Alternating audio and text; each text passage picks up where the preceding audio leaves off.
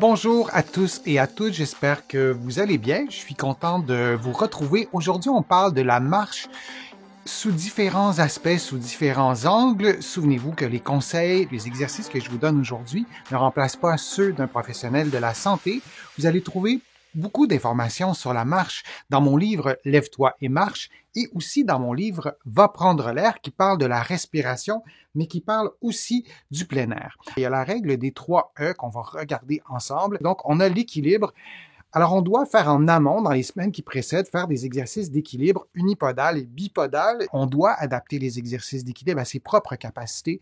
Parfois, c'est trop difficile, parfois, c'est trop facile. Je vous en montre quelques-uns. L'exercice du tandem.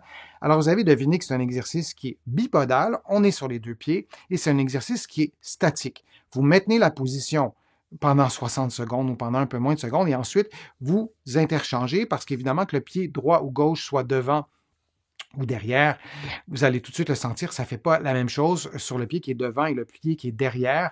Comment faire pour augmenter le niveau de difficulté d'un exercice comme celui-là? Les habitudes de ma chaîne, vous connaissez la réponse. Vous fermez les yeux. Évidemment, vous devez faire ces exercices dans un environnement sécuritaire, mais si c'est trop facile, vous fermez les yeux. Et si c'est trop facile, vous pouvez aussi tourner la tête lentement vers la droite, vers la gauche, et ça va augmenter le niveau de difficulté.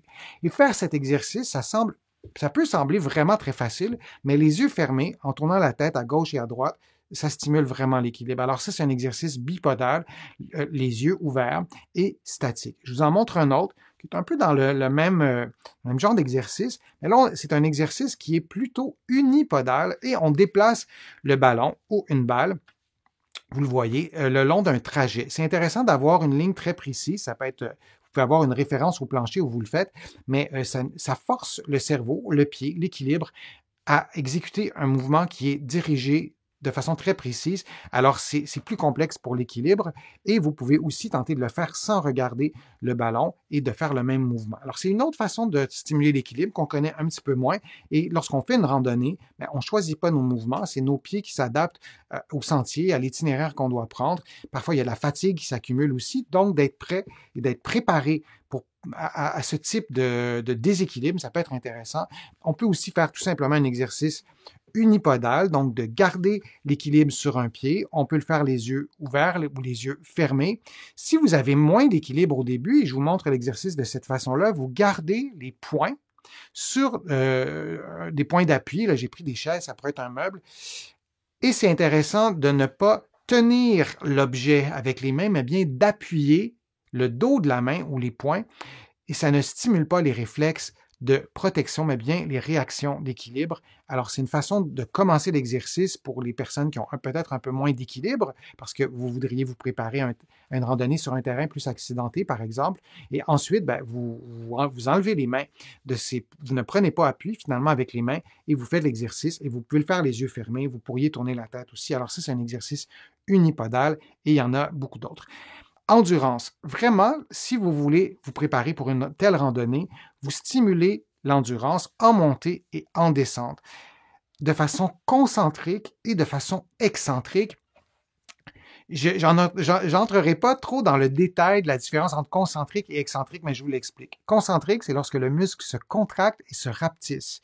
Si je plie mon bras, si vous pliez votre coude et vous placez votre main sur votre biceps, vous allez sentir que votre biceps gonfle et se raccourcit lorsque vous pliez votre coude. Et si vous avez un objet dans la main et vous dépliez votre coude, le biceps s'allonge bien qu'il soit en contraction.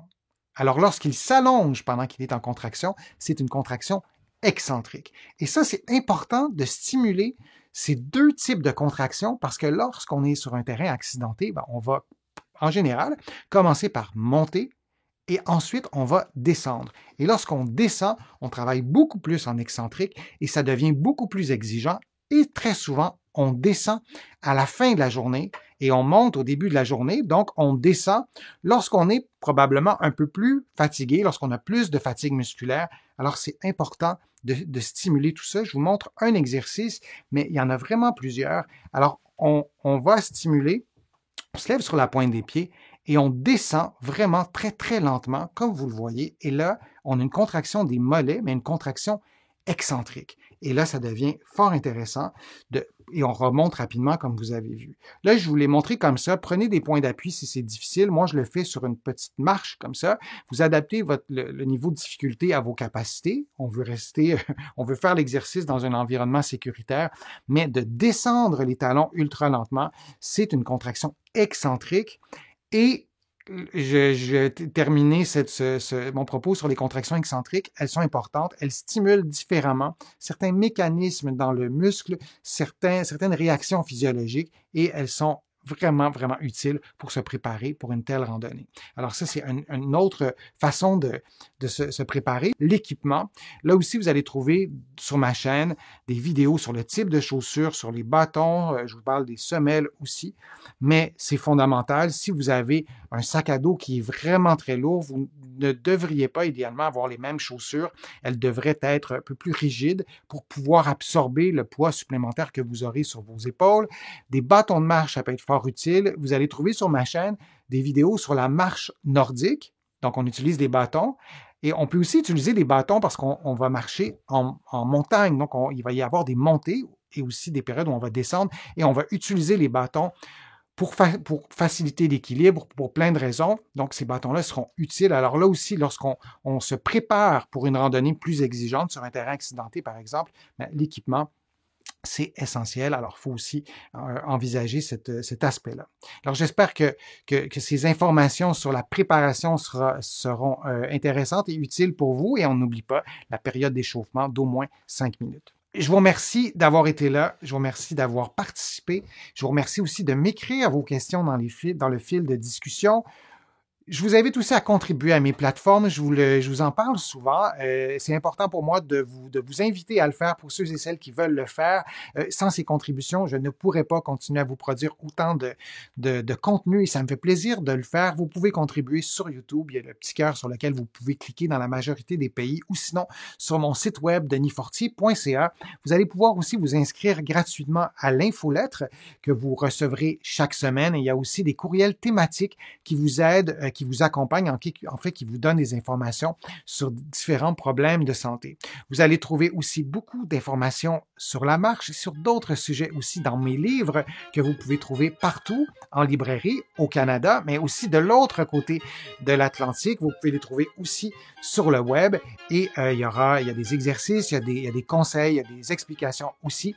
Alors, je vous remercie d'avoir été là. J'ai hâte de lire vos commentaires. Je vais y répondre instantanément ou je vais répondre à ces commentaires dans d'autres vidéos.